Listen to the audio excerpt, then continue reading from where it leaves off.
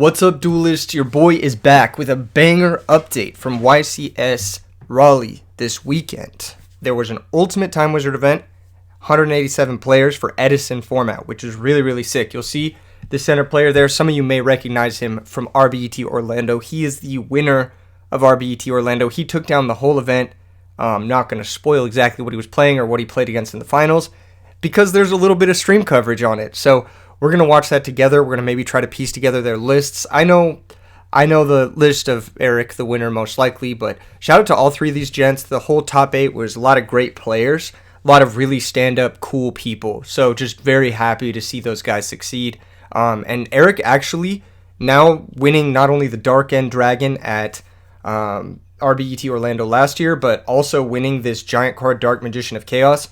He might be solidifying himself as like the highest winnings of any Edison format player currently, which is definitely GOAT status, worth talking about.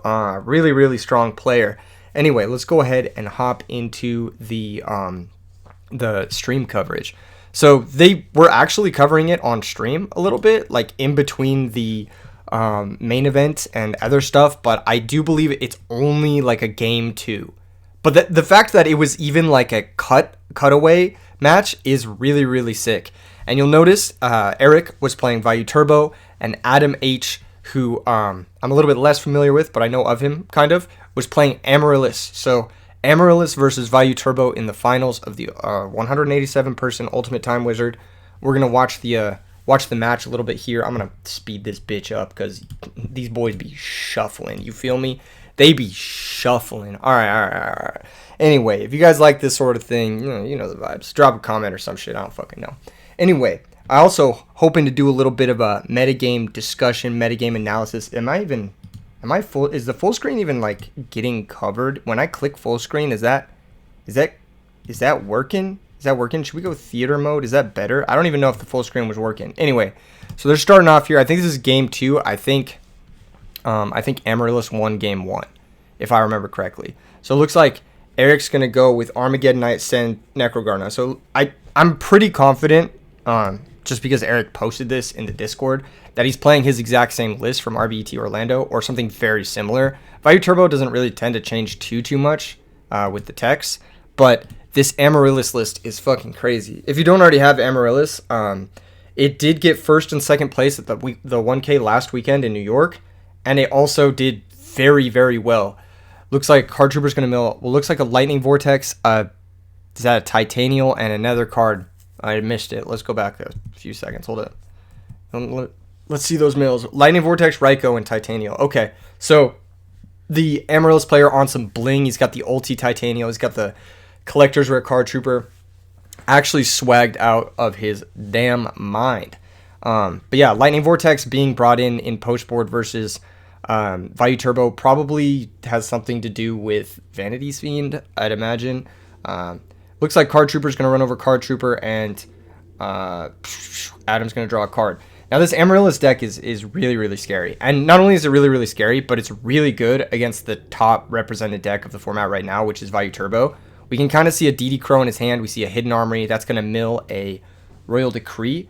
As he's fanning through his deck, maybe we should go back a few seconds, see this Hidden Armory get played, and then actually just put it on like fucking 0.25 and see if we can analyze the deck list.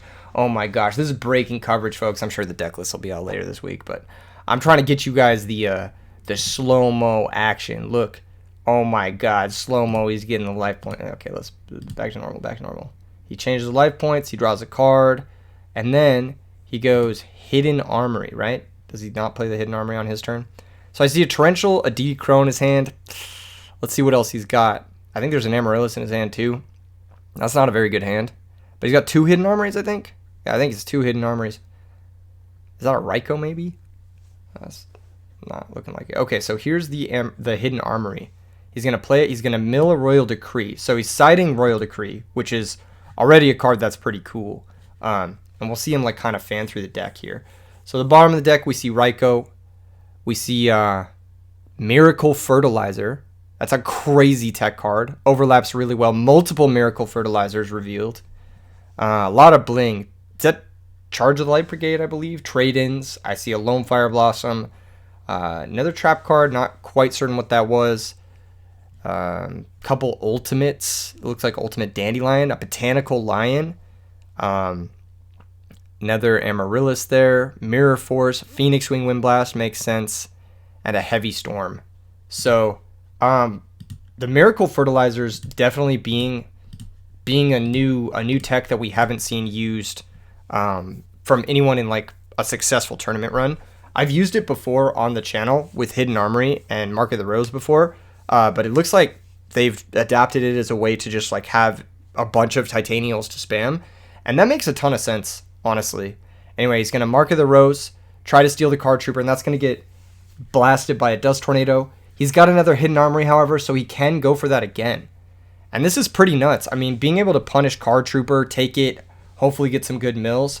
I don't know if I love the DDR activation here. I think he might not have another plant in his graveyard to add back that Mark of the Rose, and I think that that's why he didn't go for the Mark of the Rose, is he just didn't have another plant to banish. So, missing on the trade-ins, kind of unlucky. Amaryllis can be prone to those types of break draws. It's really cool that this got streamed, by the way, even though there's an insane glare. There's a certain thing they have to do to avoid glare on the sleeves, but it's just, it's just really cool that it got streamed. Obviously, I'm gonna have complaints about the production stuff because I'm I'm a nerd. But you know what? Necrogarna is gonna block the attack. The Card Trooper is gonna remain on the field, which is pretty solid. He could have crowed that Necrogarna. That's something he could have done, but he couldn't put another monster into play easily because Hidden Armory blocks him from using his normal summon. Here comes Foolish Burial. That can send Dandelion or Amaryllis. He's probably going to send Dandelion just to get some tokens, but I don't know. He sends Dandelion. He gets 2 tokens, but then those tokens just get attacked. So you're almost like throwing away your Foolish Burial. But maybe he has like... I guess he has Torrential. And there's Amaryllis. So maybe he did have... Oh, he pitched the Amaryllis to the DDR. Okay, he didn't have another plant, but he pitched it to the DDR. Okay, that makes sense then. It's a little hard to see with the glare, but it's making sense. Mill's double value, so pretty solid mill there from Eric. And he's just going to kill something maybe?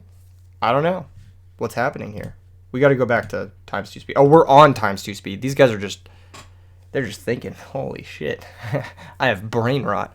Oh my gosh. This is pretty sick though. This is pretty sick. I can't lie. Also, just a few things. Yeah, the metagame right now. It's very value turbo heavy. The other top 4 decks, the intel that I have is that there was a Diva Hero Beat deck playing Shadow Imprisoning Mirror.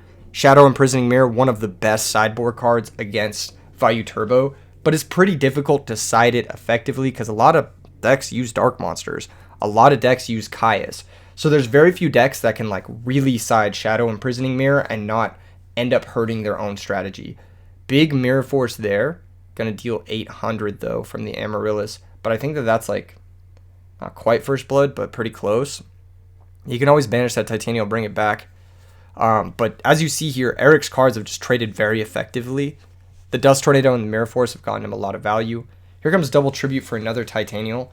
That's a pretty good card to have in play, but even a Kaias here or a Set Raiko, as you can see there's a Set monster on Eric's side, will out that Titanial, provided this Card Trooper can attack.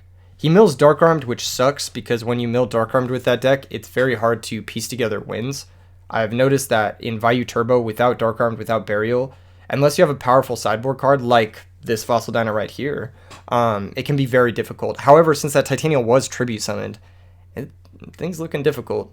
Here comes Summon Gale. That is an insanely strong Summon Gale. That is a crazy Summon Gale. I think that is the only card, after Mirror Force being gone, that is the only card in Eric's entire deck, besides maybe Brain Control, that would out this Titanial. Outright. But there's a Torrential Tribute. Not a terrible Torrential Tribute, but he is going to get a draw off that Card Trooper. He does have double value in Grave. Does he have any Sirokkos, though? I don't know if he milled any Sirocco. He might have milled one. I don't remember. Here comes Rhoda. That looks like a shiny-ass Rhoda. Maybe like a collector's rare. One of the ones from the rarity collection, maybe. Possibly a Pharaoh's rare. He does have a Sirocco now because he pitches specials Greffer.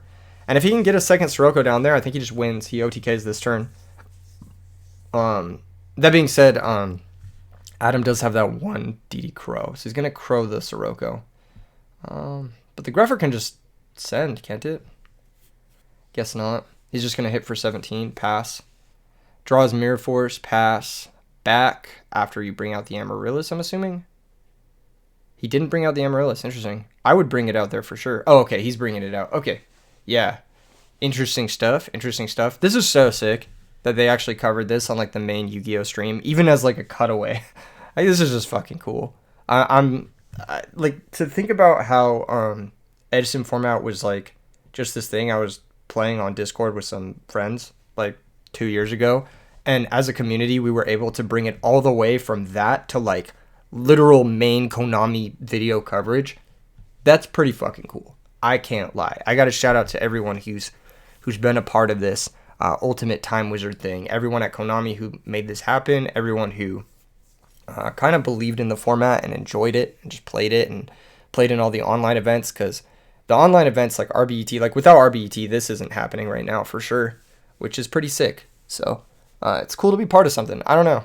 It's just it's a cool vibe, and it's cool to see it like actually kind of happen. Like this is as close as we're going to get to an Edison YCS right now, because it's straight up YCS coverage. He's going to go double Lone Fire into bot line. That means third Titanial is nowhere to be found, I guess. Either that or he doesn't want to burn it right now. I don't know. Mills Sirocco, so those values are now online again. And I think it's going to be tough for Adam H to come back from this one. I think he's just done. He just doesn't have a lot of cards. Possible Titanial hand. Oh, he has a Miracle Fertilizer. Maybe not. As long as that back row, though, is real, it's going to be a little bit difficult. He's going to stack for Plague. Is there any reason he's doing this? Maybe to play around Gores? He's going to make Colossal. This is a big Colossal fighter. There's at least 2 Warriors. Oh, and it also gets... He has 2 values. That's right. And he's got Dinah, and that's going to be game. Wow. Shows the Miracle Fertilizer and the Amaryllis in hand. Crazy stuff. Do they get time for another game? No, they cut away. But that is really sick. That is really, really cool. Shout out Konami for covering the YCS, the Ultimate Time Wizard side event. Even if it was just a cutaway for one game of the finals, that is really sick. And if you don't already have really nice Miracle Fertilizers, or if you don't already have Amaryllis, I mean, Amaryllis is pretty fucking expensive, but this deck is very good. I definitely think that you should not sleep on this deck. It has a lot of potential.